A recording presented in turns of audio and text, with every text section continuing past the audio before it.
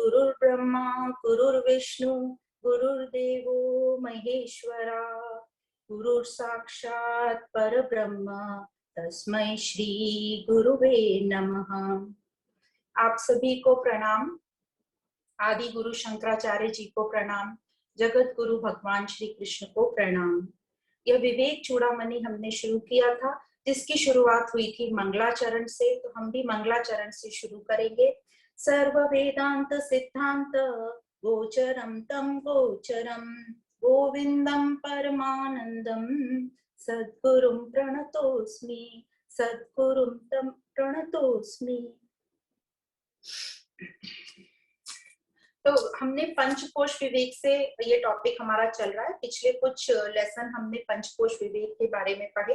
पंचकोश विवेक यह उत्तर था जब शिष्य ने पूछा कि यह आत्मा अनात्मा को हम कैसे समझेंगे, विवेक द्वारा उनको अलग अलग कैसे करेंगे। तो गुरु ने पंचकोश विवेक शुरू किया और ये पंचकोश विवेक में सबसे पहले जो पंचकोश है हमारा, सबसे पहला जो कोश था वो अन्नमय कोश था। उसको पढ़ा और उसको समझा कि वह प्रकृति का है। ये जो शरीर है ये अन्न से बनता है। पंचकोश अन्नमय कोश में शरीर आता है, स्थूल शरीर हमारा जो फिजिकल हमारी बॉडी है वो भोजन से बनता है, इसलिए वो प्रकृति का है, इसलिए वह आत्मा नहीं हो सकता। दूसरा कोश हमने पढ़ा प्राणमय कोश, जो प्राण वायु से बनता है और बिना प्राण, ये प्राण भी जो है प्रकृति के हैं और ये आना जाना करते हैं, तो यह भी आत्मा नहीं हो सकता। फिर हमने पढ़ा तीसरा कोश मनोमय कोश, जिसमें मन की इम्पोर्टेंस था और हमने समझा कि ये मन भी प्रकृति का है और मन भी कभी कम ज्यादा चेंज होता रहता है, परिवर्तनशील है, इसलिए ये मन भी आत्मा नहीं हो सकता। फिर हमने पढ़ा विज्ञानमय कोश, विज्ञानमय कोश जो बुद्धि से बनता है, तो ये बुद्धि भी जो है हमारी चेंजेबल है और प्रकृति का हिस्सा है। और इन चारों कोशों को हमने बराबर लॉजिकली नकारा कि ये आत्मा नहीं हो सकते, क्योंकि आत्मा तो है नित्य अखंड, तो इसलिए यह चारों आत्मा नहीं हो सकते। अब ये चार आत्मा नहीं हो सकते, तो ये पांचवा बचा आनंदमय कोश। तो अभी हम आज आनंदमय कोश पढ़ते हैं। ये जो आनंदमय कोश है, इसको इस श्लोक से पहले हम शुरू कर देते हैं, फिर समझाते हैं थोड़ा थोड़ा। तो जो पहला श्लोक है आनंदमय कोश का 209 नंबर श्लोक इस प्रकार है। आनंद प्रतिबिंब चुंबित तनुः वृत्ति स्तमोजृंभिता सयादानंदमय प्रियादि गुणकः स्वेष्टार्थ लाभोदयः पुण्यस्यानुभवे विभाति कृति काम कृति नाम आनंद रूपः स्वयं सर्वो नंदति यत्र साधु तनुभृत मात्रा प्रयत्नं विना। तो ये जो श्लोक है बहुत ही कविता के रूप में बोला गया है। आनंद प्रतिबिंब चुंबित तनुः व्रतिस्तमो जुम्भृता। तो सबसे पहले तो हम ये समझ लेते हैं कि ये आनंदमय कोश है क्या।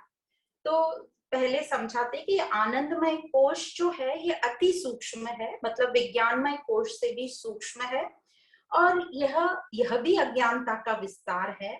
तो ये जो आत्मा का हमारा प्रतिबिंब है, जो हमारा स्वरूप है आत्मा, जिसको हम आनंद स्वरूप बोलते हैं, तो ये जो आनंद का प्रतिबिंब है जो विचारों को प्रकाशित करता है, और ये जो विचार है ये कहाँ उत्पन्न होते हैं, ये मन में उत्पन्न होते हैं। और मन जो है अज्ञान स्वरूप है, तमोगुण के अंतर्गत ये विचार उत्पन्न होते हैं और मन में ही ये विचार उत्पन्न होते हैं और मन के द्वारा ये हम विचार व्यक्त होते हैं। तो ये जो मन के द्वारा अनुभव किया जाता है यह है आनंदमय कोश। अब हम आनंद कब फील करते हैं? जब हमारा मन शांत होता है। कहते हैं ना, शांत मन में ही परमात्मा विराजता है और परमात्मा आनंद स्वरूप है। तो यहाँ तक हमें समझ में आता है कि शांत मन में आनंद होता है। क्यों होता है? क्योंकि उसमें विचार बहुत ही कम होते हैं और जितना हमारा मन अशांत होगा उतना हम कम आनंद फील करेंगे, और जितना मन अशांत होगा उतने ज्यादा उसमें विचार होंगे, तभी मन अशांत होता है। तो ये जो आनंदमय कोश है ये आत्मा का प्रतिबिंब है जो विचारों को प्रकाशित करता है। आत्मा का प्रतिबिंब, इसको बोला है फर्स्ट लाइन आनंद प्रतिबिंब। तो ये आनंद आत्मा का प्रतिबिंब है जो विचारों को प्रकाशित करता है। उसके लिए बोला चुंबित तनुहु वृत्ति स्तमो। तो वृत्ति मतलब विचार, चुंबित, चुंबित मतलब किस करना, तो यहाँ पे इसका मतलब है प्रकाशित करना।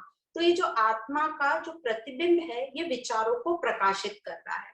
और विचार होते हैं मन में अज्ञानता के कारण, तमोगुण के कारण। तो इसको बोला है तमो जुम्बिता, तमोगुण के लिए बोला है। जुम्बिता मतलब ये मन से इसको आइडेंटिफाई कराते हैं और इस शरीर या मन के द्वारा ये आनंद अनुभव होता है और प्रकट होता है। तो इस प्रकार ये आनंदमय कोश कहा गया है। अब मन शांत हमारा कब होता है, एकदम मन शांत कब होता है, सुषुप्ति में, गहरी नींद में हमारा मन एकदम शांत होता है। तो गहरी नींद में जब हमारा मन एकदम शांत होता है उस टाइम ये आनंदमय कोश है अपनी बेहतरीन एक्टिविटी पे रहता है, एकदम पीक में रहता है। जागृत में मन शांत नहीं होता। ये मन शांत जो सुषुप्ति में होता है गहरी नींद में, वो क्यों होता है, क्योंकि कोई मन नहीं रहता वहां पर, विचार नहीं रहते, तो मन विक्षेपित नहीं होता और शांत रहता है। पर जागृत जैसे ही हमारी जाग होती है मन काम करने लगता है और अनेकों विचार आने लगते हैं। तो जागृत अवस्था में हमारा मन कब शांत होता है, जागृत अवस्था में हमारा मन जब शांत होता है जब हमको अपने मन लायक कोई वस्तु मिलती है। तो उसके लिए यहाँ पर शब्द यूज किया सयादानंदमय प्रियादि। जब हमारी प्रिय वस्तु कोई मिलती है या हमारे मन लायक कोई काम होता है तब जागृत में हमारा मन शांत होता है और हम आनंद को फील करते हैं, अनुभव करते हैं। ये कब होता है, जब अभी हम अज्ञान में है, हमें लगता है कि वस्तुओं में आनंद है और हम सत्य को नहीं जानते। तो ये शब्द यूज किया प्रिय आदि। प्रिय आदि, जब भी कोई आदि वर्ड लग गया मतलब प्रिय के आगे भी और कुछ है। तो प्रिय जैसे हमेशा 3 डिग्री होती है, गुड, बेटर, बेस्ट। तो प्रिय, मोद और प्रमोद, 3 शब्द यहाँ आएंगे प्रिय आदि में। प्रिय मतलब जब हमने कोई चीज सोची, सिर्फ सोची है, अभी हुई नहीं है, तो वो प्रिय अवस्था हुई, मतलब हम थोड़े से आनंदित है। फिर मोद, मोद मतलब हमको उसके पूरे मिलने की संभावना है, किसी ने कहा कि आपने जो चीज डिमांड करी थी वो ऑर्डर हो गई, तो हमें और खुशी होगी। और प्रमोद मतलब जब वो अमेज़न से वो चीज मेरे हाथ में डिलीवर हो जाएगी तब मैं हैप्पीएस्ट रहूंगी, वो है मोद। तो इस प्रकार यह मन जो है अलग अलग स्टेजेस में होता है। तब जब हम सिर्फ सोचते हैं तब प्रिय रहते हैं। तो ये वेरियस ग्रेडेशन है हमारे मन के। पर जीवन में कई बार ऐसा होता है कि बिना कोई रीजन के हम आनंदित फील करते हैं। वह कब होता है, जब हमारे पास्ट या प्रेजेंट के पुण्य और पाप कर्मों का जो जमा खाता है, जो आज हमारी वासनाएं हैं उसके रूप में, वासनाओं के रूप में हमारे सामने है, ये सब कारण शरीर में आएगा।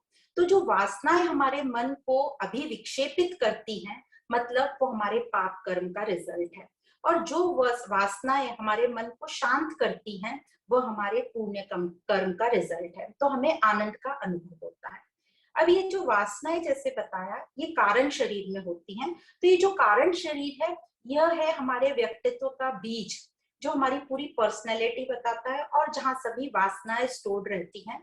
और ये कारण शरीर जो है ये सुषुप्ति में जो है काम करता है और इसका काम है वासनाओं को अव्यक्त रखता है। जब जागृत अवस्था होती है तभी ये वासनाएं व्यक्त होती हैं। तो सुषुप्ति में ये जो वासनाएं हैं व्यक्त नहीं होती और ये मन भी नहीं होता है, तो मन विक्षेपित नहीं होता, इसलिए आनंदित, मन है ही नहीं तो आनंदित हम फील करते हैं। वासनाएं भी नहीं है तो मन को कुछ विक्षेपित करने का ख्याल ही नहीं आता। और जैसे हमें समझ में आता है कि गहरी नींद में जो सूक्ष्म शरीर है वो निष्क्रिय हो जाता है, मन निष्क्रिय होता है।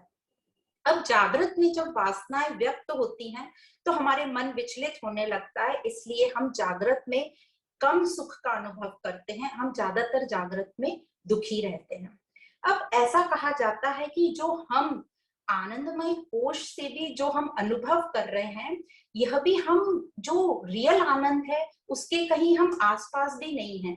ये जो हम आनंद फील अनुभव कर रहे हैं, ये सिर्फ इतना ही है कि हम दुखी नहीं हैं, बस इतना ही हमें समझ में आ रहा है। पर देखो इसको भी हम कितना अच्छा फील कर रहे हैं। तो जब हम रियल आनंद को समझेंगे और उस स्वरूप को अनुभव करेंगे, तो सब मानो हमें कितना आनंद, हम कितना सुखी और अपने आप को आनंदित फील करेंगे। तो जो अभी हमें आनंद फील होता है, वो आनंदमय कोश के कारण होता है। प्रतिबिंब जो विचारों पर, मन पर जो है प्रतिबिंब पड़ रहा है इस आत्मा का, उससे प्रकाशित होकर। और यह आनंद सिर्फ उतना ही है कि हम दुखी नहीं हैं, बस इतना ही है। तो जब हमें आनंद वो फील होता है, और जब वो आनंद हमें नहीं समझ, जब हमारा मन विक्षेपित होता है तो मन अशांत हो जाता है, और वो आनंद उतना भी नहीं रहता, तो हमें लगता है हम बहुत दुखी हैं। तो ये जो आनंदमय कोश है, ये अविद्या है और आत्मा का प्रतिबिंब है। तो जो रियल आनंद है, उसको हम लोग अभी जानते ही नहीं। सिर्फ हम यही जानते हैं कि दुख अभी नहीं हो रहा, इसलिए हम सुखी हैं। तो इस प्रकार इस आनंदमय को बताया गया। और ये जो आनंदमय कोश है, फिर से इसको समझेंगे, ये आत्मा का प्रतिबिंब है जो मन द्वारा विचारों में अभिव्यक्त होता है। अब मन में हमारी क्षमता है चेंज होने की, जैसे कुछ बताया कि मन जो है रजोगुण तमोगुण से चेंज होता रहता है, इसलिए हमें अलग अलग अवस्थाएं प्राप्त होती है। कभी हम बहुत खुश होते हैं, कभी कम खुश होते हैं, और मन की इच्छा अनुसार वस्तु या स्थिति मिलने पर यह आनंद हमारा प्रकट होता है। यह आनंद की जो स्टेजेस बताई, 3 स्टेजेस, प्रिय, मोद और प्रमोद। तो इसको फिर से हम समझेंगे। प्रिय मतलब जैसे बताया, अभी आम का सीजन है, तो वैसे बात कर लेते हैं कि फरवरी मार्च में हम सोचने लगते हैं बस अब आम का सीजन आने वाला है, मेरी फेवरेट चीज मिलने वाली है, तो वो बस हमें सोचकर खुशी हो रही है, वो हुआ प्रिय स्टेज। फिर जब आम मार्केट में आ गए और हमने उनको देख लिया मार्केट में, तो हमें आनंदित फील हुआ कि चलो आम हमें मिल गए। और फिर चौथी स्टेज होती है मोद, प्रमोद, मतलब जब हमने उस आम को कट करके टेस्ट कर लिया, उसको एक्सपीरियंस कर लिया, उसको अनुभव कर लिया। तो इस प्रकार ये जो आनंद की अलग अलग स्टेजेस हैं। तो आनंद ये जो है प्रकृति पर निर्भर है और कम ज्यादा होता रहता है। पर जो रियल आनंद स्वरूप है, वो तो एक रूप है, एक रस है, जिसको बोला जाता है होमोजीनियस। उसमें कोई भी उतार चढ़ाव नहीं होता, कभी वो कम ज्यादा नहीं होता। इसलिए उसको कहा जाता है एक रस, एक रूप, नित्यानंद। मतलब जो हमें आनंद लगता है, वो प्रकृति का विस्तार है, प्रकृति का विकार है। अब ये जो प्रकृति का आनंद हम महसूस कर रहे हैं, ये अनुभव किया जा रहा है मन से। पर क्या जो हमारा रियल आनंद है, आनंद स्वरूप का जो आनंद है, वह क्या अनुभव किया जाता है? क्या उसके लिए मन हमें लगेगा अनुभव करने के लिए? तो हम पहले भी समझ चुके हैं कि ये जो हमारा आत्मा है, ये मन बुद्धि से नहीं जाना जा सकता। जैसे टॉर्च और लाइट के एग्जाम्पल से हमने समझा था कि उस टॉर्च की बैटरी को उसी टॉर्च की लाइट से नहीं देखा जा सकता। तो बैटरी हुई आत्मा और टॉर्च की लाइट हुई हमारा मन बुद्धि। तो इसका आंसर हमें मिलता है कि यह आत्म स्वरूप जो है, ये अनुभव की चीज नहीं है। यदि किसी चीज को हम अनुभव करते हैं, तो वो दूसरी चीज हो जाती है, वस्तु कहलाई जाती है। और ये जो है मन, इसमें चाहिए ही नहीं हमारी आत्मा को अनुभव करने के लिए, क्योंकि जो आनंद है, ये तो मेरे आत्मा का स्वरूप ही है। तो जिस प्रकार मुझे अपने होनेपन का कोई प्रमाण नहीं लगता, उसी प्रकार इस आनंद के लिए हमें मन बुद्धि भी नहीं लगता अनुभव करने के लिए। अब हमने जो एग्जाम्पल समझा, गहरी नींद में आनंदमय कोश पूरे अपने प्रभाव में रहता है, उस टाइम मन नहीं होता। और ये प्रकृति का हमको बताने का तरीका है कि गहरी नींद में जो हमें सुख मिलता है, उस गहरी नींद में हमारे पास न मन होता है, न कोई सगे संबंधी होते हैं, न कोई वस्तुएं होती हैं, न हमें कुछ करना होता है, पर फिर भी हमें आनंद फील होता है। उस वक्त हमारे साथ सिर्फ हमारे आत्मा का प्रतिबिंब, आत्मा हमारे साथ होती है, और अज्ञान, अविद्या होती है। तो ये प्रतिबिंबित आनंद है। और यह जो सुषुप्ति, ये जो प्रकृति में हमें बता रही है कि सुख के लिए, आनंद के लिए वस्तुओं की और आसक्ति की या कुछ करने की कोई जरूरत नहीं है, जिसको कहते हैं कि एफर्टलेसली हमको वो आनंद फील होता है हमारे स्वरूप का। तो यह जो आनंदमय कोश है, इसमें आगे ये भी बताया गया कि यह जो आनंदमय कोश है, ये फल है हमारे पुण्य कर्मों का, जो जैसे बताया कि हमारे यदि पुण्य के कर्म, जो हमारे डिपॉजिट कर्म है कारण शरीर में, यदि हमारे में शांति और आनंद है, मतलब वो कुछ पुण्य कर्मों के कारण है, और हम ज्यादा विक्षेपित हो रहे हैं तो वो हमारे पाप कर्मों का रिजल्ट है। तो यह जो आनंदमय कोश है, ये दो लेवल पे काम करता है, एक जागृत अवस्था में और एक सुषुप्ति अवस्था में। तो जो सुषुप्ति अवस्था में आनंदमय कोश, जो गहरी नींद में इस वक्त वासनाएं जो होती हैं अव्यक्त फॉर्म में रहती हैं, और कारण शरीर अपने फुल पीक पे रहता है, अव्यक्त वासना मतलब कोई वासनाएं व्यक्त नहीं होती हैं, और मन नहीं रहता है, और आनंदमय कोश एकदम फुल फॉर्म में रहता है, और हमें बड़ी सुख की अनुभूति होती है। पर अज्ञानता के कारण उस समय हमें नहीं समझता, पर जब हम उठते हैं तब हम कहते हैं हमने बहुत आनंद फील हुआ, बहुत अच्छा लग रहा है, या फ्रेश फील हो रहा है। दूसरा, जागृत अवस्था में यह आनंदमय कोश काम करता है। संसार से जब हम ट्रांजैक्ट करते हैं, एक दूसरे से मिलते हैं या बात करते हैं, व्यवहार करते हैं, विषय वस्तुएं जब हमें मिलती हैं, और हमें जब पुण्य कर्मों का रिजल्ट सामने आता है, तो जब ये आनंदमय कोश जो है काम करता है। पर इस समय जो कारण शरीर है उसमें जो वासनाएं हैं ये व्यक्त होती हैं, इसलिए जो मन बहुत ही विक्षेपित रहता है, इसलिए जागृत अवस्था में हम बहुत कम आनंदित फील करते हैं। जितना हम नींद में करते हैं उतना हम जागृत अवस्था में आनंदित फील नहीं करते। जब हमें कोई हमारे मन लायक वस्तु मिलेगी या हमारे पुण्य कर्मों का बहुत हिसाब किताब होगा तो हम आनंदित फील करते हैं।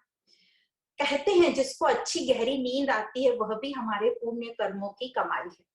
तो इस प्रकार आनंदमय कोश में भी उतार चढ़ाव होता है, जैसे बताया प्रिय, मोद और प्रमोद। और यह प्रतिबिंबित आनंद है, मतलब ये रिफ्लेक्शन है, ये रियल नहीं है। तो रियल आनंद जो है उसमें तो उतार चढ़ाव नहीं रहेगा, वो एक रूप रहेगा, एक रस रहेगा, नित्यानंद और अखंड बोध स्वरूप रहेगा, और वह प्रतिबिंब नहीं रहेगा, वह बिंब रहेगा, वह ओरिजिनल रियल रहेगा। तो जब भी हम देखते भी हैं कि जब हम आनंद में होते हैं, कोई भी जब आनंद में होता है, चाहे वो ज्ञानी हो या अज्ञानी हो, वह आनंद कोश में ही रहता है। पर डिफरेंस क्या रहता है, जो अज्ञानी है उसको लगता है कि ये विषय वस्तु यही मुझे आनंद दे रहे हैं, पर जो ज्ञानी है उसको अच्छे से पता है कि यह जो मुझे आनंद प्राप्त हो रहा है ये मेरे ही प्रतिबिंब से आ रहा है, मेरे स्वरूप के प्रतिबिंब से आ रहा है, ये वस्तुओं से, विषयों से, संबंधों से, आसक्ति से नहीं आ रहा। तो ये फर्क रहता है ज्ञानी और अज्ञानी में। तो इससे हमको ये समझा कि ये जो ज्ञानी है इसको समझ गया कि ये प्रतिबिंबित आनंद मेरे स्वरूप का है, पर ये रियल नहीं है, और इसलिए वो अपने शरीर व्यवहार करेगा संसार में बहुत अच्छे से, पर ध्यान रहेगा कि मैं रियल कौन हूँ, मैं सत स्वरूप हूँ, और अपने सत स्वरूप से जुड़ेगा, मतलब अपने सारे व्यवहार अच्छे से करेगा, पर अपने को उससे आसक्त नहीं करेगा। तो इस प्रकार ये आनंदमय कोश की शुरुआत ये पहले श्लोक से हुई, 209 नंबर से। अब आगे के श्लोक में आनंदमय कोश सबसे ज्यादा एक्टिव कब होता है, जो कि हमने पढ़ लिया, फिर से ये आता है, ये बार बार आएगा, थोड़ा रिपीट किया गया है ताकि हमें अच्छे से समझ में आ जाए। तो श्लोक नंबर है 210, 210, इस प्रकार है। आनंदमय कोशस्य सुषुप्तौ स्फुरत्कटा स्वप्न जागरयोरीषद इष्ट संदर्शन आदिना। यह आनंदमय कोश सुषुप्ति के समय पूर्ण रूप से व्यक्त रहता है, काम करता है, फुल पीक में रहता है सुषुप्ति के समय, मतलब गहरी नींद में। पर स्वप्न और जागृत अवस्था के दौरान जब उसके इच्छित वस्तुएं मिलती हैं, या इच्छित अपने मन अनुसार परिस्थितियां होती हैं, या कुछ पुण्य कर्मों का जो हिसाब रहता है वह आने से यह मन शांत होता है, और अल्प अल्प मतलब बहुत कम ही हम आनंदित जागृत और स्वप्न में फील करते हैं, बहुत कम। तो जागृत और स्वप्न में जो है हमें कोई रीजन मिल चाहिए आनंद होने को, कुछ तो भी हमें करना होता है या कुछ चाहिए होता है आनंदित फील होने को, पर नींद में हमें कोई भी कारण नहीं चाहिए होता। तो इस प्रकार ये बताया गया है कि नींद में कोई कारण नहीं होता फिर भी हमें सुख की अनुभूति होती है। तो फिर से बता रहा है कि वस्तु, विषय, बाकी चीजों से आनंद नहीं आता है, आनंद मेरे ही स्वरूप का वो प्रतिबिंब है जो आनंदमय कोश कहला रहा है। तो ये क्या, ये जो आनंदमय कोश है, ये क्या परमात्मा हो सकता है? तो आगे के श्लोक में इसको बताया गया है। श्लोक नंबर 211, 211। नैवायमानंदमय परात्मा सौपाधित्वात् प्रकृतेरविकारात् कार्यत्व हेतु सुकृत क्रियाया विकार संघात समाहितत्वान्। यह आनंदमय कोश परमात्मा हो सकता है, पर यह आनंदमय कोश भी परमात्मा नहीं है, क्योंकि यह जो है ये उपाधियों से युक्त है। तो यहाँ जो सौपाधिक उपाधियां जो बोली है, यहाँ उपाधि इन्होंने बोला है प्रिय, मोद और प्रमोद को, जो वेरियस डिग्रीज में हमें आनंद प्राप्त होता है, कभी कम कभी ज्यादा।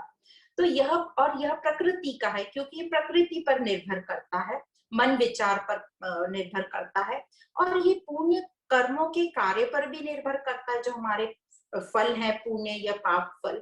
और ये स्थूल शरीर द्वारा या सूक्ष्म शरीर द्वारा, मतलब अन्नमय कोश से लेकर विज्ञानमय कोश तक कहीं से व्यक्त होता है। तो इसका मतलब यह परमात्मा नहीं हो सकता, यह प्रकृति का विकार है। तो यहाँ बोला गया है कि यह आनंदमय कोश भी अनात्मा है, यह बाहरी विषयों पर आधारित है, यह परिवर्तनशील है।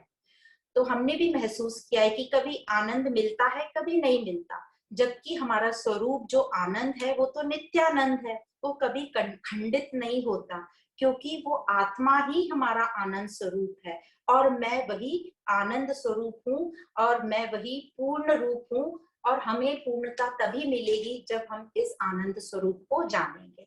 तो ये जो श्लोक बताया, श्लोक नंबर 211, यह श्लोक में इस बात पर जोर दिया जा रहा है कि जो आनंद हमें संसारिक वस्तुओं से मिल रहा है, संसारिक व्यक्ति से प्राप्त हो रहा है, वह क्षणिक आनंद है, वो टेम्पररी आनंद है, वो सिर्फ एक्सपेरियंशियल है, मतलब अनुभव के तौर पर है।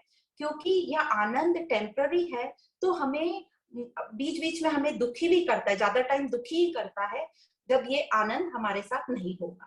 अब हम सबको बचपन से यही समझाया गया है, और हम भी अपनी आगे की जनरेशन को यही समझाते हैं कि अच्छी पढ़ाई करो तो आनंद मिलेगा, अच्छी नौकरी मिलेगी, अच्छा घर लोगे, अच्छा पैसा कमाओगे, तो यह सब चीजें हमें आनंद देगी। साथ ही हम सबने एक ये कुछ हमारे प्रिंसिपल्स हैं, कुछ हमारी मान्यताएं हैं, उनको मान लिया कि ऐसा होगा तो हमें आनंद मिलेगा। जो हमारे जीवन में एक सबसे बड़ा पड़ाव होता है कि शादी ब्याह का, जब पैसा कमा लिया, नौकरी कर ली, तो उसके बाद हम बच्चों को फोर्स करने लगते हैं कि अब ब्याह कर लेना चाहिए, पार्टनर ढूंढ लेना चाहिए, क्योंकि ब्याह करने से खुशी मिलेगी, आनंद मिलेगा। नो डाउट ये सब संसार चलाने के लिए सब चाहिए, पर क्या जब हमें ये सब मिल जाता है तब भी हम पूरे टाइम आनंदित रहते हैं? और जब कभी ये सब मिलने के बाद हम दुखी होते हैं, क्या इसका मतलब ये है कि ये नौकरी, घर, शादी में दुख है? ऐसा नहीं है। नई नौकरी होती है, नया घर होता है, तो सबको बहुत आनंद होता है, और फिर कुछ ही दिन बाद कुछ कुछ चीजों से हम दुखी होते रहते हैं। तो जैसे हम एक ही एपिसोड को ले ले, मैरिज को ले ले, ब्याह को ले, तो जिस प्रकार हम सबके मन में ये है कि मैरिज करने के बाद सुख ही सुख मिलेगा, लाइफ आनंदित हो जाएगी, और मैरिज को हम बहुत जोरों शोरों से सेलिब्रेट करते हैं, बहुत नाच गाने, अच्छे से अच्छे कपड़े, बहुत पैसा खर्च करते हैं, बहुत बैंड बाजे बजते हैं। अब बच्चों को यही मन में हो गया कि शादी जो है बहुत ही अहम चीज है, और शादी करने से आनंद की प्राप्ति होती है। और फिर कुछ दिन बाद शादी में जब हमें कुछ कुछ चीजों में नेगेटिविटी समझ में आती है और हम दुखी होते हैं, इसका क्या मतलब है कि ये शादी ब्याह बुरी चीज है, ये हमें दुख दे रही है? नहीं, हमारी समझ ही गलत है कि ये ब्याह करने से, शादी करने से सिर्फ आनंद या खुशी मिलेगी, या कोई भी नौकरी, घर खरीदने से सिर्फ खुशी ही खुशी मिलेगी, आनंद में रहेगा। यह हमारी समझ ठीक ना होने के कारण हमें प्रॉब्लम आती है। ब्याह हो, शादी हो, या कोई भी जीवन में पड़ाव हो, सुख और दुख दोनों होंगे, जीवन में ये उतार चढ़ाव होगा ही होगा। तो यह जब हमें जागरूकता, यह जब हमें समझ अच्छे से आ जाती है, तो हम अपने भावों को, अपने इमोशंस को अच्छे से संभाल पाते हैं, हम अपने आप से अच्छे से डील कर पाते हैं, हम अपने मन को संयम में रख सकते हैं, बैलेंस में रख सकते हैं और तैयार रह सकते हैं कि इससे सिर्फ आनंद नहीं, इससे हमें दुख भी प्राप्त हो सकता है। तो ये मन को बैलेंस में रखना, ये कब होगा? जब हमें सही ज्ञान मिलेगा, जब हम सबको ये सही समझ आएगी कि विषय और वस्तुओं में आनंद नहीं है, और यह सब जो विषय और वस्तुओं से मिलता है ये टेम्पररी आनंद है, पर परमानेंट आनंद जिसकी मुझे तलाश है वो कहाँ से मिलेगा? तो परमानेंट आनंद मुझे टेम्पररी चीजों से कभी नहीं मिलेगा, टेम्पररी चीज टेम्पररी आनंद ही देंगे। तो परमानेंट आनंद कौन देगा? परमानेंट आनंद परमानेंट चीज ही देगी, और परमानेंट एक ही है, मेरा आत्म स्वरूप। तो जब हमें इसका ज्ञान हो जाएगा अपने आत्म स्वरूप का, जिसको हम अखंडानंद, नित्यानंद, आत्मानंद कहते हैं, जब हमें इसका ज्ञान होगा, मतलब आत्म ज्ञान, ब्रह्म ज्ञान होगा, तभी यह ज्ञान, ये जो आत्म ज्ञान है, यही हमारे विवेक वैराग्य से हमें संसारिक दुखों से ऊपर उठाएगा। तो इसीलिए जो हमने साधन चतुष्टय पढ़ा था, ये विवेक चूड़ामणि की शुरुआत में जो 4 चीजें पढ़ी थी, वह जरूरी है हमारी तैयारी के लिए कि हम इस ज्ञान को ठीक से समझ पाए और अंदर उसको लॉजिकली एक्सेप्ट कर पाए। तो विवेक, वैराग, षट संपत्ति, मुमुक्षुता, तो इसलिए इसका इम्पोर्टेंस है। अभी आज यदि हमारे इसमें कोई भी नया व्यक्ति जुड़ जाए, जिसको ये, जो सिर्फ सांसारिक चीजों में ही लगा है और जिसने अभी तक ये ज्ञान नहीं सुना है, उसको ये चीजें समझ में ही नहीं आएंगी। उसके लिए ये ज्ञान बोलना मतलब चिकने घड़े पे पानी डालना है और हमारा टाइम अपन ने वेस्ट करना है। तो इसलिए उस साधन चतुष्टय का इम्पोर्टेंस है। इसलिए हमारी साथ साथ वो साधन चतुष्टय भी स्ट्रॉन्ग होता जाता है जब हम ये स्टडी करते रहते हैं, और मनन चिंतन से, निध्यासन से वो और स्ट्रॉन्ग होता जाता है, और हम ये सत्य के सिद्धांत को अच्छे से युक्ति से समझ सकते हैं। तो हम सभी का ये अनुभव है कि हम कभी आनंदित रहते हैं, कभी नहीं रहते, मतलब ये टेम्पररी आनंद है। पर ये जो आध्यात्मिक ज्ञान है, इसका उद्देश्य यही है, ये जो वेदांत है, उपनिषद है, इनका उद्देश्य यही है कि वह हमें इस टेम्पररी आनंदमय कोश से, जो अज्ञानता का विस्तार है, जो प्रतिबिंबित है, उससे हमें परमानेंट आनंद, नित्यानंद की तरफ ले जाए। तो ये ज्ञान हमको कोशानंद से आत्मानंद की तरफ ले जाएगा, ये हमें मिथ्या से सत्य की ओर बढ़ाएगा। जैसे कि अभी हम बढ़ रहे हैं, हमें ये अब ब्रह्म सत्य और जगत मिथ्या का कॉन्सेप्ट समझने लगेगा। जगत मिथ्या का मतलब ये नहीं है कि हमें जगत को छोड़ना है, जगत मिथ्या का मतलब है जगत परिवर्तनशील है और ये हमें परमानेंट पूर्णता नहीं देगा। तो हमें अपना रोल जगत में करना है, ब्रह्म सत्य को पकड़ के रखना है। तो आगे के श्लोक में ये पंच कोशों का निषेध कैसे करना है वह बताया गया है। इधर एक बहुत अच्छी सी स्टोरी याद आती है, सबने सुनी होगी ये स्टोरी, कि एक व्यापारी जो है अपना ऊंट बेचता है, तो दूसरा व्यापारी उससे वो ऊंट खरीद लेता है। जब वो ये दूसरा व्यापारी जिसने ऊंट खरीदा था, जब वो अपने घर पहुंचता है और उस घोड़े को नहला रहा है, ऊंट को नहला रहा है, तो उसने देखा उसकी जो सीट है उसके नीचे उसको हीरो का बंडल मिलता है। तो उसने, उसके जो सेवक हैं वो कहते हैं कि ये रख लो, अपना है ये हीरे का, क्योंकि अपने ऊंट के नीचे मिला है। तो ये व्यापारी कहते हैं नहीं नहीं, मैंने तो सिर्फ ऊंट के पैसे दिए, तो मुझे ये हीरे, जो पहला व्यापारी है उसको वापस देना चाहिए। और वो हीरे की पोटली पहले व्यापारी को देने को जाता है।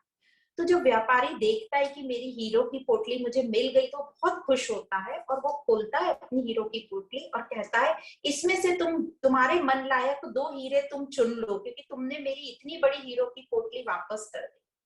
तो ये जो दूसरा व्यापारी था जिसने ये हीरे, जो ऊंट खरीदा था, वो कहता है मैंने ऑलरेडी 2 हीरे इसमें से ले लिए। तो पहला व्यापारी पूछता है कि ये तो वैसे के वैसे, आपने कौन से 2 हीरे इसमें से लिए? तो वो बोलता है कि एक तो मैंने लिया सत्यता का हीरा, और दूसरा कि कभी भी दूसरे की चीज नहीं रखना, जो सत्य है अपने स्वरूप को पकड़ के चलना। तो ये दोनों हीरे मैंने अपनी लाइफ में ले ली। तो ये सिर्फ ये दृष्टांत होते हैं जिसपे हम मनन चिंतन करें कि कौन से हीरे हमें अपने साथ रखने हैं। सत्यता का हीरा, उसको हमें पकड़ के रखना है। तब आगे के श्लोक में ये पंच कोशों का निषेध कैसे करना है ये बताया गया है।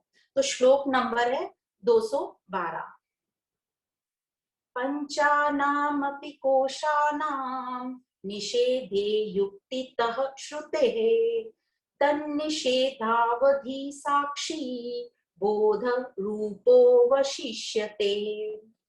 तो ये यहाँ बोल रहे हैं कि श्रुति अनुसार, श्रुति मतलब उपनिषदों के वाक्यों के अनुसार और युक्ति की सहायता से नेति नेति विचार द्वारा पंचकोशों का निराकरण कर दिया जाने के बाद अंत में केवल एक ही बचता है और वह है साक्षी बोध स्वरूप आत्म चैतन्य, वही बचता है।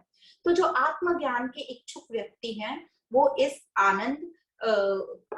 ये आनंदमय कोश का भी निषेध करके आगे बढ़ते हैं। तो ये कहने का मतलब ये श्रुति युक्ति और अपने अनुभवों का साथ लेके इनको पांच कोशों को नकारना है। तो युक्ति मतलब लॉजिक, अनुभव मतलब जो अभी तक हमने जीवन में अनुभव किए हैं कि ये सब चीज हमें परमानेंट हैप्पीनेस नहीं देते। श्रुति मतलब जो उपनिषदों के वाक्य हैं। तो ये जो नैति नैति है मतलब ये भी मैं नहीं हूँ, ये भी मैं नहीं हूँ, ये तैत्तिरीय उपनिषद में आता है। और फिर यहाँ पर शंकराचार्य जी ने बताया कि इस प्रकार ये नैति नैति करके मतलब पांचों कोशों को अस्वीकार करते हुए, नकारते हुए सत तक पहुंचते हैं। और इसमें दो चीजें बताई, श्रुति और युक्ति। युक्ति मतलब लॉजिकली कि यह अनात्मा, यह दृश्य है और मैं दृष्टा हूँ और दृष्टा कभी दृश्य नहीं हो सकता। तो ये जो दृश्य, ये जो मुझे दिखाई दे रहा है इन आंखों से, ये मैं नहीं हो सकता। और श्रुति मतलब जो हमारे उपनिषद के वाक्य हैं कि ये अनात्मा मैं नहीं हूं, मैं अनात्मा नहीं हूं। तो मैं अनात्मा नहीं हुआ हूं मतलब मैं जो अनुभव करने वाला हूं और जो अनात्मा है वो अनुभव की जाती है, वो एक्सपीरियंस्ड है और मैं एक्सपीरियंसर हूं। तो यह मैं अनात्मा नहीं हो सकता। तो यह हुआ अहंकार का निषेध, मैं अनात्मा नहीं हूं। दूसरा है यह अनात्मा मेरी नहीं है। हम शरीर को, यह तो हमने मान लिया कि ये अनात्मा मेरी नहीं है, मेरा नहीं है, जैसे मेरा कुछ नहीं है। तो पहले हुआ मैं का निषेध, अब हो रहा है मेरा का निषेध। तो पहला हुआ अहंकार निषेध, अब दूसरा है ममकार का निषेध, यह मेरा नहीं है। पर हम क्या होता है, शरीर को अपना जैसे निवास स्थान बोल दिया गया है, तो निवास स्थान से भी हमें लगाव हो जाता है। जैसे हमें अपने घरों से आसक्ति हो जाती है तो उसका भी हमें असर पड़ता है। तो यहाँ पर इसी ममकार को कि मैं भी नहीं हूं और मेरा भी नहीं है, इन दोनों का निषेध होता है। इन दोनों को नकारने के बाद अब कैसे मैं आत्मा हूं, तो कहा गया है कि असंगता, आसक्ति रहित, अनासक्ति, जो हमने 15th अध्याय गीता में पढ़ा कि असंगता, और असंगता कैसे आएगी, विवेक और वैराग्य से। जब हम विवेक वैराग्य की तलवार को शार्प कर लेंगे, तराश लेंगे, तभी हम डिटैचमेंट, असंगता की ओर बढ़ेंगे। और फिर तीसरा है कि मैं सत हूं, ये अनात्मा सत नहीं है। तो जिस प्रकार स्वप्न सच नहीं है, उसी प्रकार यह जो अनात्मा, यह जो पांचों कोश हैं, यह सत नहीं है। अब सबको नकारने के बाद कौन बचता है, तो सबको नकारने के बाद वो नकारने वाला बचता है। तो इसको कहते हैं निषेध अवधि। अवधि मतलब जो बचा, रिमाइंडर, तन्निषेध अवधि। तो जो बचता है पीछे वह कौन है, ये नकारने वाला। और ये जो नकारने वाला है यही बोध स्वरूप है, यही साक्षी है, यही आत्म चैतन्य है जो मैं हूं। तो यहाँ पर आगे इसी श्लोक को जैसे आगे यह भी बताया गया है कि ये जो अनात्मा है, हमने पढ़ा है कि ये उपकरण है, मैं उससे परे हूं, मैं उससे अलग हूं।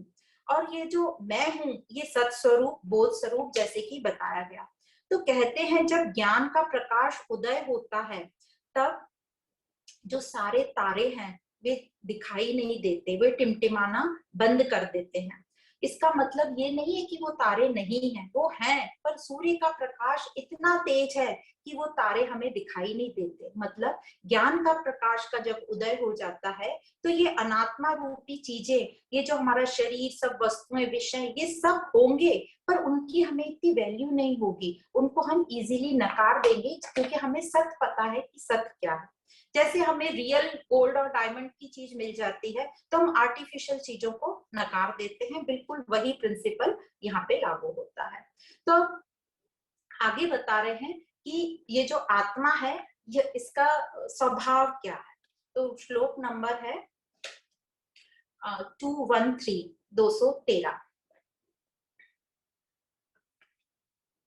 योऽयमात्मा स्वयं ज्योतिः पंचकोश विलक्षणः अवस्थात्रय साक्षी सन् निर्विकारो निरंजनः सदानन्दः सविज्ञेयः स्व आत्मत्वेन विपश्चिता। जो 5 कोशों को नकारने के बाद जो शेष रहता है वह मैं हूं, अयम आत्मा। तो 5 कोशों को हटाने के बाद शेष क्या रहता है?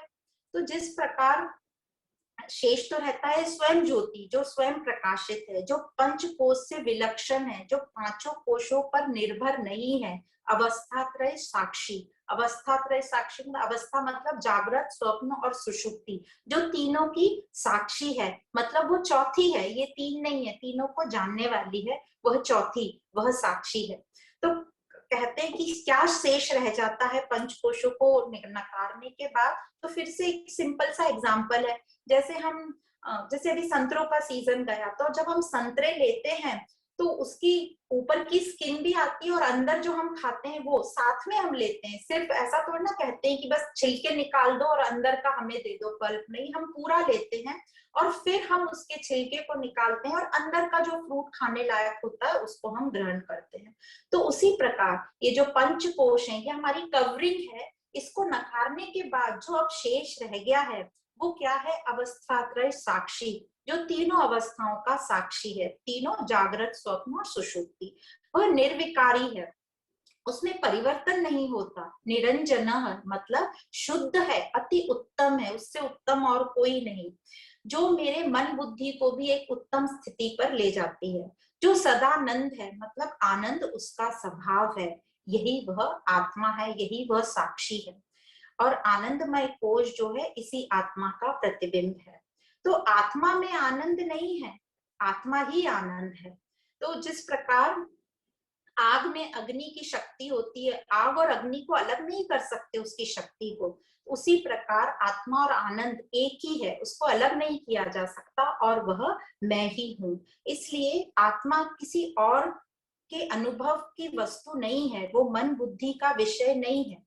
तो मन बुद्धि से अनुभव नहीं हो पाएगा। यह आत्मा जो है, आत्मा आनंद जो है, ये अनुभव का विषय नहीं है। यदि किसी चीज को हम अनुभव करेंगे तो वह दूसरी चीज हो जाएगी, वस्तु हो जाएगी, और जो अनुभव होता है यहाँ वो प्रतिबिंब का अनुभव होता है। तो उसी प्रकार आत्मा आनंद का अनुभव नहीं होता। तो ये जैसे कहा सदानंद सविज्ञ, तो कैसे इसको जाना जाएगा? या इसका मतलब ये है, सविज्ञ मतलब इस आत्मा के ज्ञान को जानना चाहिए। जितना हमें अनात्मा के बारे में मालूम है उतना हमें इस आत्मा को जानना चाहिए। यही मनुष्यों का उद्देश्य होना चाहिए। इसीलिए जो कहा गया है कि मनुष्य जन्म जो इतना अनमोल है, इतनी मुश्किलों से हमें मिला है, उसका उद्देश्य यही है कि हमें इस आत्मज्ञान, इस आत्मा का ज्ञान या इस आत्मा को जानना चाहिए। तो कैसे जानेंगे उसको? उसको कुछ वस्तु करके तो जान नहीं सकते, क्योंकि वस्तु किया तो अलग हो जाएगा, फिर मैं और वह अलग हो जाएगा। तो इसको स्वयं ही जाना जाता है, स्वयं जाना जाता है। जैसे लास्ट के 2 शब्द बोले, स्व आत्मा वेन विपश्चिता, मतलब स्वयं जाना जाता है, स्वयं का अनुभव होता है, इसलिए इसको बोलते हैं अपरोक्ष ज्ञान। ये क्योंकि ये ज्ञान स्वरूप ही है। तो साधक इस सत्य को जानने की कोशिश करता है और इसी सत्य को जानने के लिए अपना पूरा जीवन व्यतीत करता है। तो आगे, अब यहाँ तक तो सुन लिया शिष्य ने, तो अब शिष्य को बड़े से कंफ्यूजन होने लगे कि कुछ भी नहीं है तो फिर क्या है जिसको मुझे जानना है। तो आगे के श्लोक में अब शिष्य क्वेश्चन पूछता है गुरु से।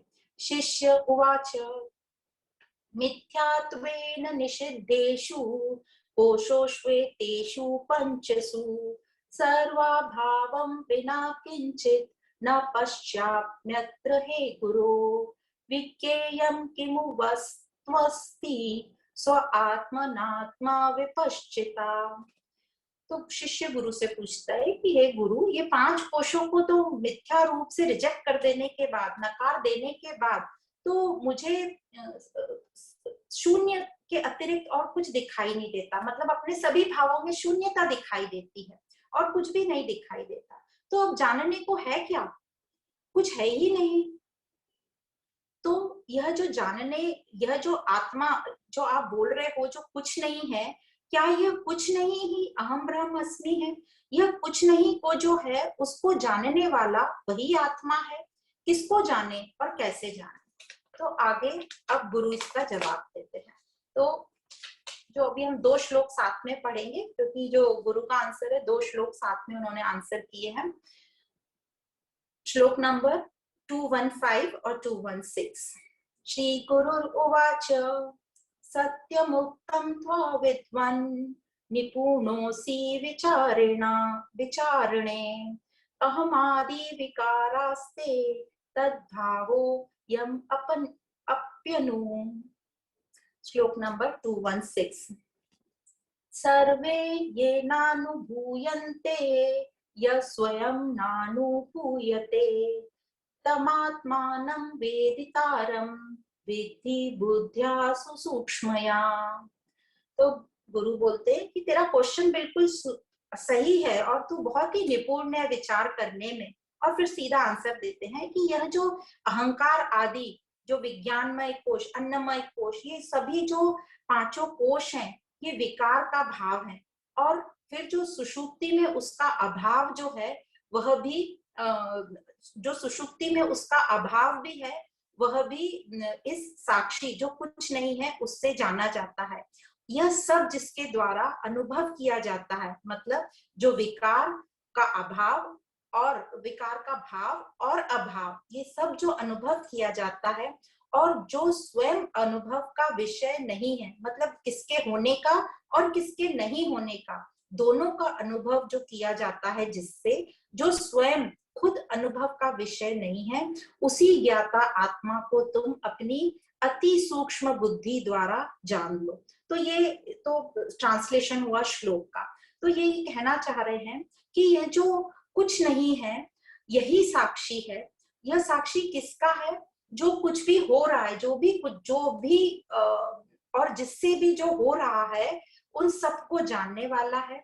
सबके भाव अभाव, दुख है सुख है, दिन नहीं है, इन सबको जो जानने वाला है वो सिर्फ चेतन सिद्धांत, सबको प्रकाशित करने वाला आत्मा है।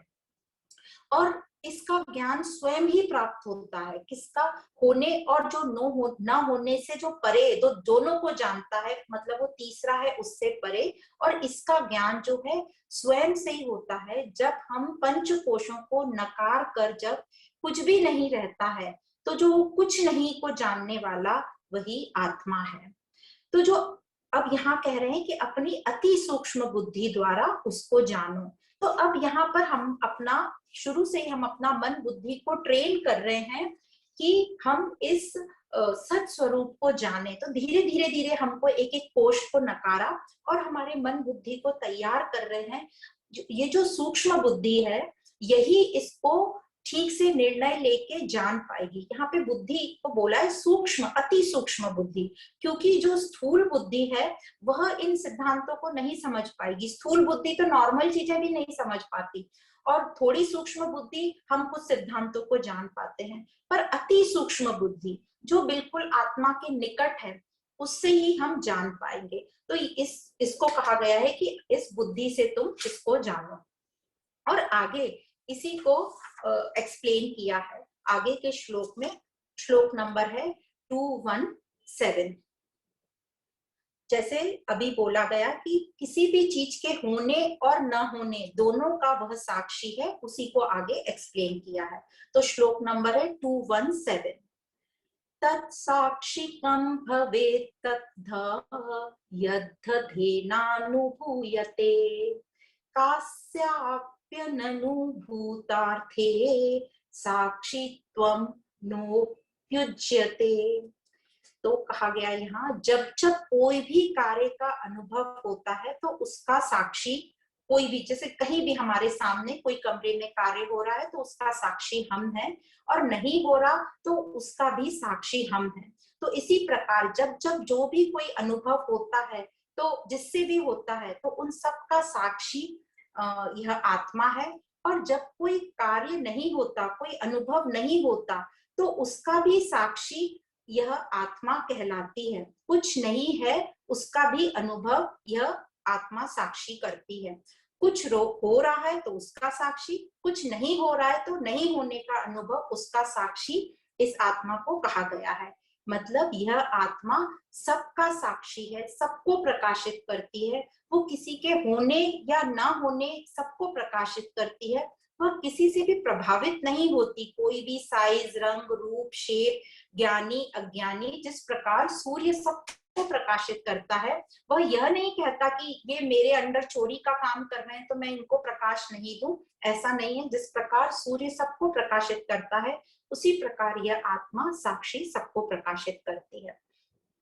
अब जब ये इस हो रहा है, इसको हम हटा दें तो सिर्फ साक्षी ही बचता है। मतलब जब मेरी बुद्धि प्रज्ञावान हो जाती है तो उस बुद्धि में शांति आ जाती है, उसमें विक्षेपताएं नहीं होंगी। तो अब ये बुद्धि शांत हो गई। तो पहले जो हो रहा है और नहीं हो रहा है, नहीं हो रहा है मतलब जब बुद्धि शांत थी, मन शांत था, तो ये जो होनेपन को भी हटा दें, मतलब जो विक्षेपता हो रही थी, कुछ हलचल चल रही थी, उसको भी हटा दें। वो कब होगा? जब ज्ञान से हमारा मन बुद्धि एकदम शांत हो जाएगा, तो ये होनापन भी मिट जाएगा। तो अब क्या बचा? अब किसी का कोई साक्षी बचा ही नहीं, सिर्फ साक्षी ही रह गया। तो ये साक्षी ही जो रह जाता है, यही साक्षी शुद्ध स्वरूप है। और इसी को आगे एक्सप्लेन किया गया है श्लोक नंबर 218 में। तो ये श्लोक इस प्रकार है। असौ स्वसाक्षिको भावो यतः स्वेनानुभूयते अतः परं स्वयं साक्षात् प्रत्यगात्मा न चेतरः। यह आत्मा अपनी ही साक्षी है। यह अपने आप को ही जान अपने आप से ही अपने आप को जानी जाती है। यही शुद्ध ब्रह्म है। तो जब शरीर, मन, बुद्धि और उनका विस्तार होता है, मतलब जब शरीर, मन, बुद्धि में कोई एक्शन, कोई कर्म होते हैं, तो यह आत्मा उसका साक्षी है। ये हमें अच्छे से समझ में आ गया। पर जब यही शरीर, मन, बुद्धि ज्ञान द्वारा शांत हो जाते हैं, तो यही जो शरीर, मन, बुद्धि, जो यह उपकरण थे, अब उनमें कोई विकार नहीं रह गया। अब कोई विकार नहीं रह गया तो उसमें कोई हलचल भी नहीं रह गई। तो फिर कौन किसका साक्षी? तो यह साक्षी कहलाएगा। किसका साक्षी कहलाएगा? कुछ है ही नहीं जिसका वो साक्षी कहलाएगा। तो सिर्फ साक्षी ही रह जाएगा। तब यह आत्मा स्वसाक्षी कहलाएगा। स्वसाक्षी, इसको अच्छे से एग्जाम्पल से समझाया गया है। मतलब जब हम समंदर को देखते हैं तो हमें समंदर दिखता है और लहरें दिखती हैं। ये इस सीन में हमें दो ही चीज दिखती हैं। पानी या जल पे तो हमारा ध्यान जाता ही नहीं है। जिस प्रकार हम कोई एक अंधेरे कमरे में जाते हैं और लाइट, कुछ दिखता नहीं है हमें, तो हम लाइट शुरू करते हैं और हमें सब चीज दिखने लगती है, पर हमारा ध्यान क्या रहता है? क्या चीज दिख रही है, किसको मुझे उठाना है, उस प्रकाश पे मेरा ध्यान कभी नहीं जाता। इसी प्रकार जब हम समंदर को देखते हैं तो समंदर और लहरें, दो ही चीज हमें समझ में आती है, जल पर हमारा ध्यान नहीं जाता। तो लहर जो है, लहर का साक्षी कौन है? समंदर। और समंदर का साक्षी कौन है? यदि हम ऐसे क्वेश्चन पूछते जाएंगे अपने आप से कि इसका साक्षी, मेरा साक्षी कौन है, जागृत, स्वप्न, तीनों अवस्थाओं का साक्षी कौन है, तब मैं इस मुकाम तक पहुंच पाऊंगी। तो लहर का साक्षी समंदर है, पर समंदर का साक्षी कौन है? तो समंदर का साक्षी है जल। अब जल का साक्षी कौन है? जल का कोई साक्षी नहीं है, जल ही जल है, जल ही अपने आप में समंदर और लहरें हैं। और जिस जल को इस समंदर से और इस लहरों से कोई फर्क नहीं पड़ता, तो इसमें जल ही साक्षी हुआ। उसी प्रकार यह आत्मा, जिसको किसी भी चीज से कोई भी फर्क नहीं पड़ता, जो ज्यों की त्यों रहती है, वही अपने आप को जान लेती है। जब हमारा विवेक से, वैराग्य से हमारा मन बुद्धि चित्त एकदम शांत हो जाते हैं, तो सिर्फ साक्षी ही साक्षी रह जाता है। फिर वो साक्षी भी नहीं कहलाता, वो स्व साक्षी कहलाता है, जो अपने आप को ही जान लेता है। उसी को कहते हैं प्रत्यगात्मा, मतलब अपने आप को जान लिया, जो सत ही है, जो दूसरा कुछ है ही नहीं। यही हमारा स्वरूप है, यह साक्षी स्वरूप, सत स्वरूप, जिसके लिए और कोई प्रमाण की हमें जरूरत नहीं है। जिस प्रकार वस्तुओं को देखने के लिए हमें आंखें चाहिए होती हैं, कुछ सुनने के लिए हमें कान चाहिए होता है, सुख दुख को अनुभव करने के लिए मन चाहिए होता है, डिसीजन लेने के लिए बुद्धि चाहिए होती है, पर अपने को जानने के लिए कुछ भी नहीं चाहिए। इसीलिए जो शंकराचार्य जी का निर्वाण षटकम है, मनोबुद्धि चित्त ना हम कुछ भी नहीं है। और ये पूरा आप सुनेंगे तो आखिर तक आता है कि हम कुछ भी नहीं है जो हम इस संसार में समझते हैं। तो अपने को जानने के लिए कुछ भी नहीं चाहिए होता है। तो यहाँ जो त्रिपुटी हम पढ़ते हैं कि किसी भी चीज को जानने के लिए तीन चीजें चाहिए, जानने वाला, ज्ञान चाहिए उस चीज का, और जिसको जानना है वह चाहिए। तो यहाँ पे जो जानने वाला है और जो जाना जाने वाला, जाना जाने वाला है, मतलब जिसको मुझे जानना है, और जो ज्ञान जो जनवाने वाला है, वो तीनों एक ही है। मतलब ये त्रिपुटी यहाँ पर खत्म हो जाती है। तो जो संसार की जो बाहरी वस्तुओं के लिए हमें उपकरण चाहिए, रूप रंग को देखने के लिए आंखें चाहिए, गंध को सूंघने के लिए नाक चाहिए, कुछ टेस्ट करने के लिए जिह्वा चाहिए, मन बुद्धि चाहिए, पर आत्म स्वरूप को जानने के लिए कुछ भी नहीं चाहिए। वही जानने वाला है, वही जाना जाने वाला है, और वही जनवाने वाला है, मतलब वही ज्ञान है।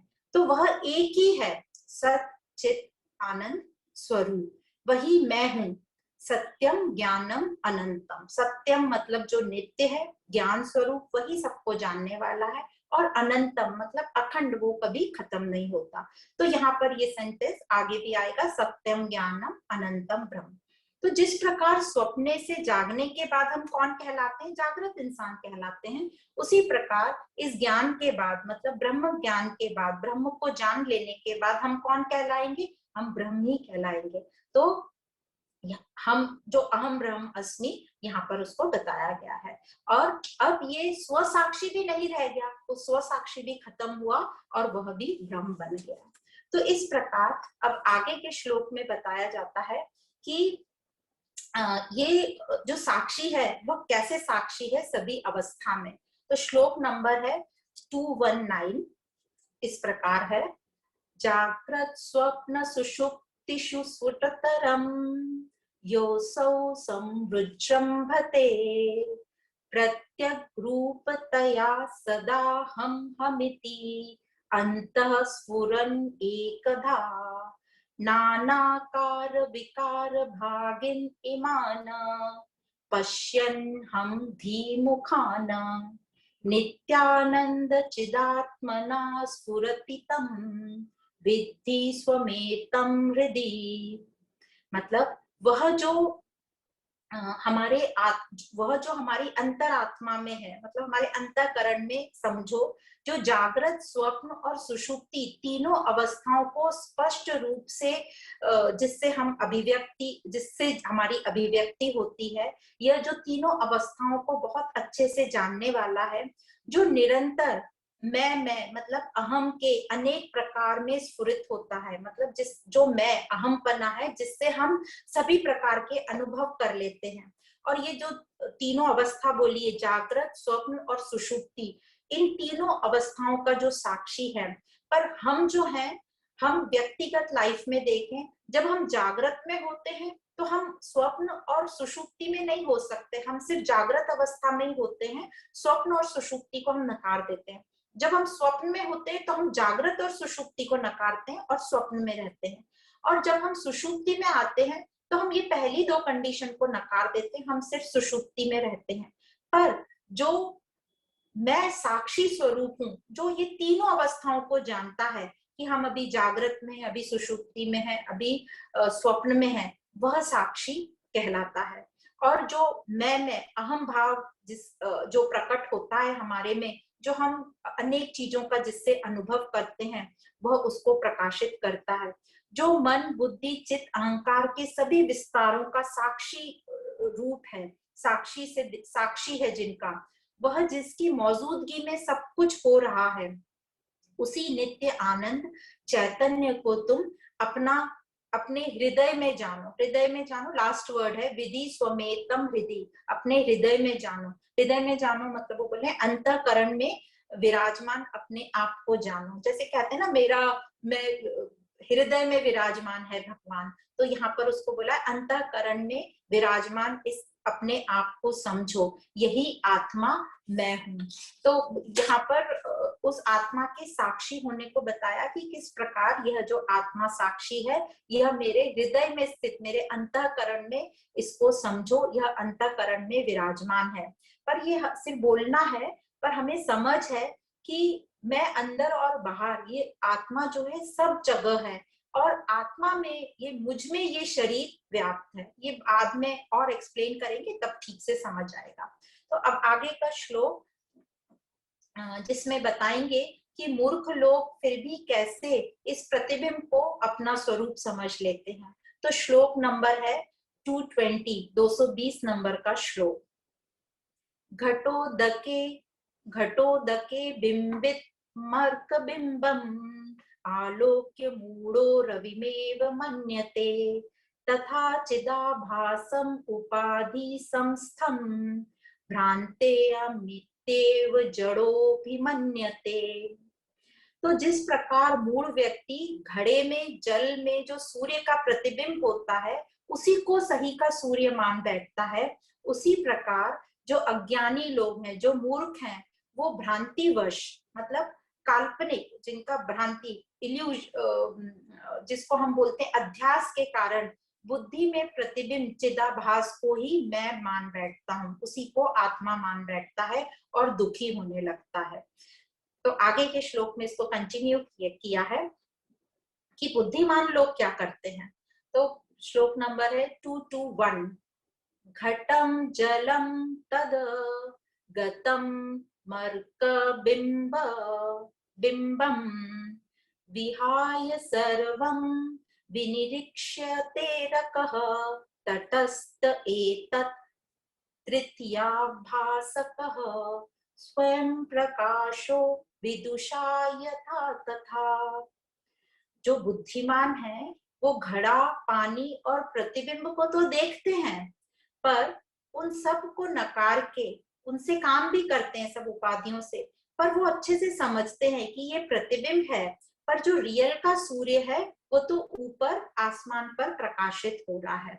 तो वो अपनी दृष्टि को शिफ्ट कर लेते हैं, अपना दृष्टिकोण बदल देते हैं। तो जो महात्मा होते हैं वो शरीर मन बुद्धि अहंकार की उपाधियों से ऊपर उठते हैं और अपने सत स्वरूप में रहते हैं। तीनों अवस्थाओं को वो अच्छे से जानते हैं। अभी यहाँ पे तीनों बोला है, शरीर मन बुद्धि और अहंकार, इन तीनों को वो अच्छे से जानते हैं कि यह मैं नहीं हूँ, यह अनात्मा है, और इनसे वे ऊपर उठते हैं।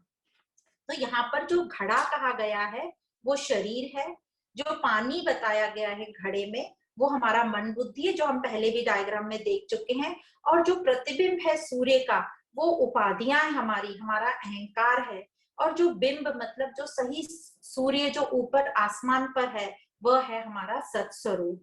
तो संसार में यह सब होगा, उपाधियां होंगी व्यवहार करने के लिए, जीवन चलाने के लिए, ये सब ठीक भी है। एक बार पर हमें यदि सत समझ में आ जाए तो हम ये जान जाएंगे कि प्रकाशित करने वाला कौन है। जिस प्रकार हम जान गए कि ये जो मटके में पानी है, जो प्रतिबिंब हमें दिख रहा है, इसको प्रकाशित करने वाला तो उस ऊपर आसमान में जो सूर्य दिख रहा है वह है। उसी प्रकार जब हमें ये अच्छे से समझ जाएगा तो हम समझ जाएंगे कि हमको भी प्रकाशित करने वाला वो सत हमारा स्वरूप है। तो हम संसार में सभी उपाधियां, जो महात्मा है वे अपनी कोई भी उपाधियां जो होती हैं या उपाधियों में व्यवहार करते रहेंगे पर आनंद में रहेंगे, क्योंकि उनको अच्छे से पता है कि ये जो उपाधियां हैं ये काल्पनिक हैं और वो अपना जो रोल है वो करते रहेंगे। ये उपाधियां काल्पनिक है इसलिए उससे आसक्त नहीं होंगे, ये उपाधियां आएंगी और जाएंगी तो डिटैच रहेंगे, वो अटैच नहीं होंगे अपनी उपाधियों से। और जिस प्रकार स्टेज पर एक आर्टिस्ट रोल प्ले करता है उसी प्रकार वो अपना रोल जो भी है वो अदा करेंगे और आसक्त नहीं होंगे। तो यही आत्मा को वो पकड़े रखता है अपने स्वरूप को कि मैं ये उपाधियां तो सब रोल है और मैं निभा रहा हूं, पर जो इसको सबको प्रकाशित करने वाला मेरा सत स्वरूप आत्मा है, सच्चित आनंद जो स्वरूप है वही मैं हूं। तो इस प्रकार यहाँ तक आत्मा को बताया गया और आगे भी जो है आत्मा के स्वभाव को बताया जाएगा कि यह आत्मा अखंड बोध स्वरूप है, सर्व प्रकाशमान है, सत असत विलक्षण मतलब सत और असत के भी परे है, नित्यम है जो हमेशा रहती है, सर्वगतम मतलब सर्वव्याप्त है, सूक्ष्म अति सूक्ष्म है जिसको हम अनुरणीयान बोलते हैं, अंतर्वाही शून्य है, विमृत्यु करके आया विशोक मतलब वो मृत्यु से परे है और वह विशोक मतलब शोकग्रस्त नहीं है। और वही ब्रह्म मैं हूं जो यह ब्रह्म है, सत्यम ज्ञानम अनंतम जो विशुद्ध है मतलब जो शुद्धता का भी उच्चतम श्रेणी विशुद्ध है, जिसको कोई भी अशुद्धता टच नहीं करती, जो परम है मतलब एक ही है, स्वतः सिद्ध है मतलब जिसके लिए कोई उपकरण नहीं चाहिए जानने के लिए, वो स्वयं प्रकाशित है, वो नित्यानंद है, एक रस है, एक रूप है और वही निरंतर जयती है मतलब वो पंच कोशों को प्रकाशित करने वाला जो सबका मूल है, इन सब से परे है, सबको प्रकाशित करता है पर किसी से भी प्रभावित नहीं होता, वह किसी के से चेंज नहीं होता, एक रूप है, इसीलिए उसको कहा निरंतर जयती, वो सबका मूल है और यही ब्रह्म हम है। तो ये आगे कंटिन्यू रहेगा आत्मा और ब्रह्म का स्वरूप। अभी आज हम यहाँ पर ही रुकते हैं। तो आज हमने ये आनंदमय कोश पढ़ा और समझा कि ये आनंदमय कोश जो है यह भी प्रकृति का विकार है और जो साधक लोग हैं जो सत्य के मार्ग पे चलना चाहते हैं उस आनंदमय कोश को भी नकार के और आगे अपने सत्य स्वरूप को जानेंगे। जैसे आखिरी में बोला कि जो घड़े में पड़ा हुआ प्रतिबिंब है उसी को ही अपना नहीं मानेंगे, वो समझेंगे कि ये तो प्रतिबिंब है, ये उपाधियां मुझे मिली हैं इस संसार को चलाने के लिए, पर जो सत स्वरूप है जैसे आसमान पे जो सूर्य है वो सत्य है, वैसे ही मेरा आत्मा जो है वह सत स्वरूप है जो इन सब उपाधियों को प्रकाशित कर रहा है। तो और उस तरीके से वो अपना जीवन चलाता है और इसी को कहते हैं जीवन मुक्त पुरुष।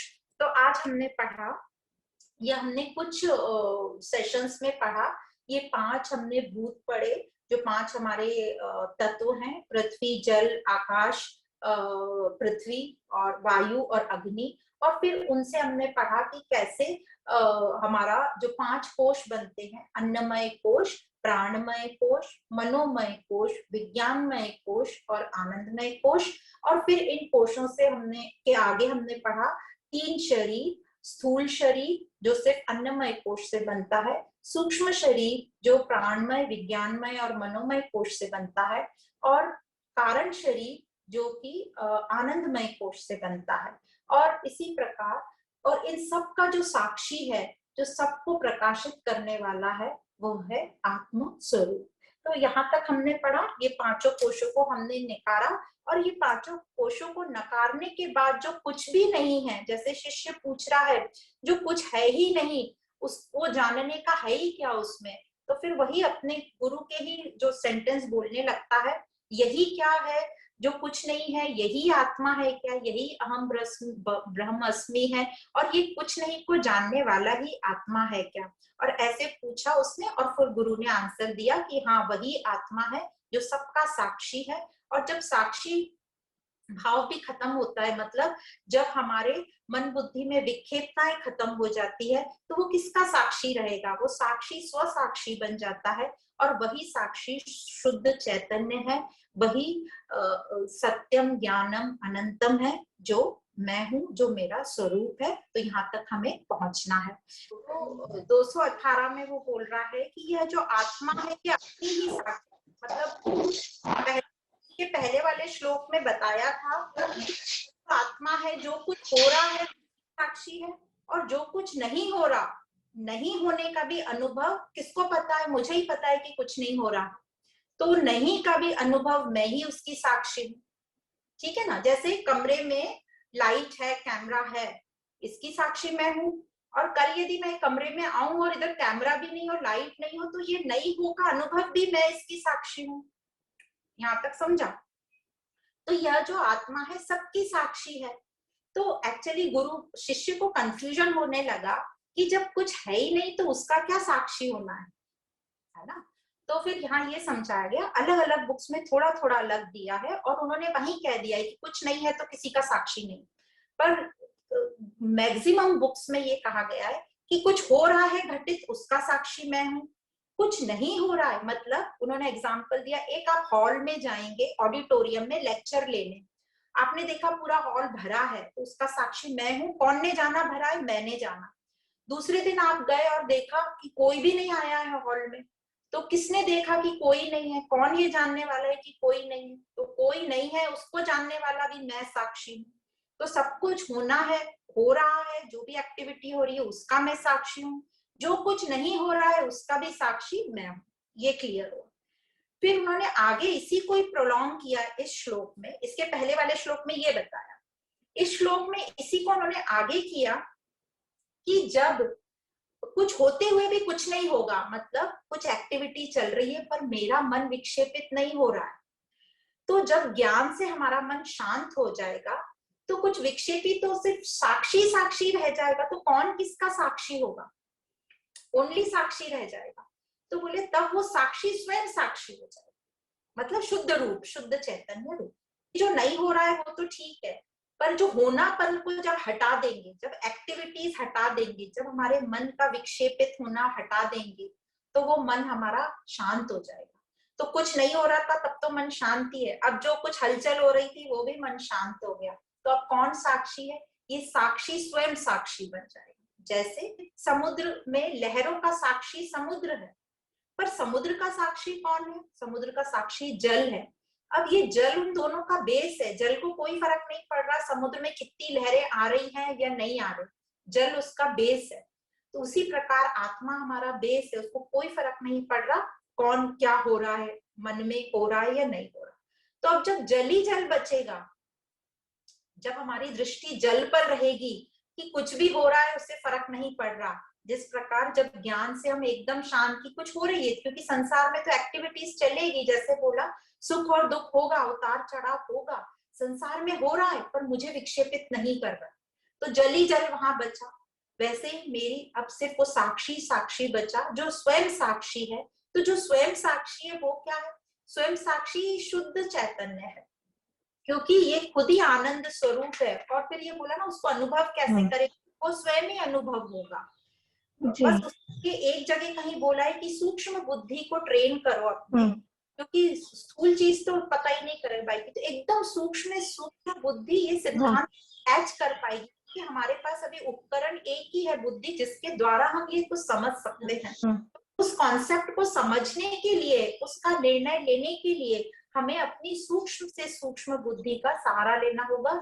और ये सूक्ष्म बुद्धि अचानक नहीं आएगी, हमको अपनी बुद्धि कुशाग्र करनी होगी इस ज्ञान से, ताकि वो सूक्ष्म कॉन्सेप्ट, उस सूक्ष्म सिद्धांत को ग्रहण करने के काबिल हो जाए। तो जैसे ट्रेनिंग देते हैं, ट्रेनिंग देंगे तो जैसे ही वो ट्रेक कोई आएगा बच्चा, उसको एकदम से तो हैवी एक्सरसाइज नहीं कराएंगे, पहले लाइट एक्सरसाइज कराएंगे, फिर थोड़ी फिर जब वो रेडी हो जाएगा तब उससे हैवी एक्सरसाइज कराएंगे। तो वैसे ही हमें अपनी बुद्धि को तैयार करना है, उसको सूक्ष्म से सूक्ष्म बनाना है, ताकि वो ये आत्मा के सिद्धांत को कैच कर पाए और हम आगे बढ़ पाए।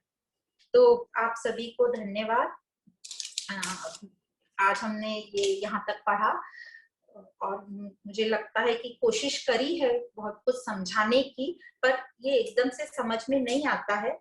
इसको और पढ़ते रहेंगे, समझते रहेंगे, इस पर विचार करते रहेंगे, तो हमें एक दिन जरूर ये समझ में आ जाएगा। सभी को धन्यवाद।